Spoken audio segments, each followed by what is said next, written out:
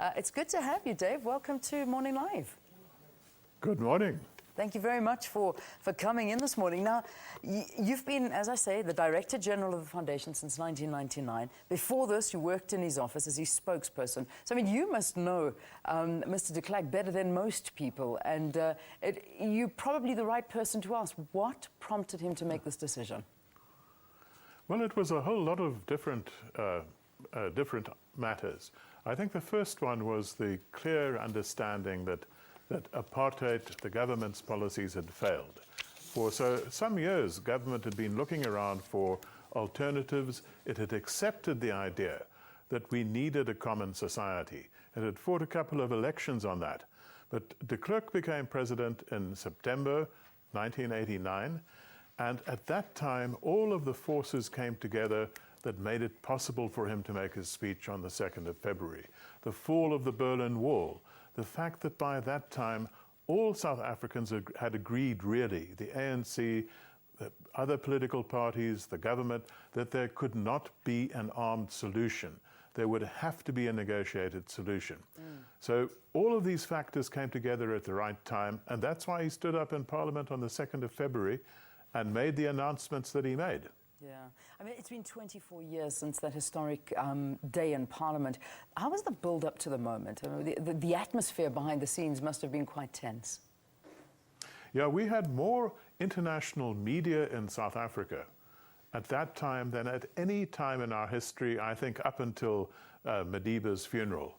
We had US networks doing their evening news from Cape Town, so there was an enormous sense of expectation.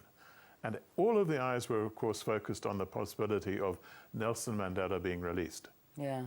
Just the feeling behind the scenes, and there must have been some disagreements. Not everybody was behind this decision.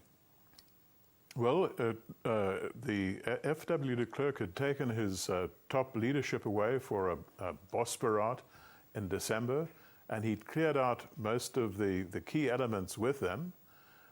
He finally wrote the speech only a few days before he delivered it. He shared it with his cabinet colleagues, so very few people realized what was going to hit South Africa, that we were on the verge of a completely new era in our history. Yeah. You know, a lot of people always say that the government then was under pressure to actually make that decision, and it wasn't necessarily out of good faith that political parties and Nelson Mandela was going to be freed. You know, what's your reaction to something like that, statements that have been made like that? Well, it's not true. In fact, if South Africa, or the government then had decided to hold out against the world, we could have done that. You know, but in the preceding years, the economy, despite sanctions, had grown at about 2.7%, about the same levels of growth now. So we were militarily invincible. We were economically, I think, in a corner, but we could have held out as Ian Smith did for years. But we realized that would bring only catastrophe to all South Africans.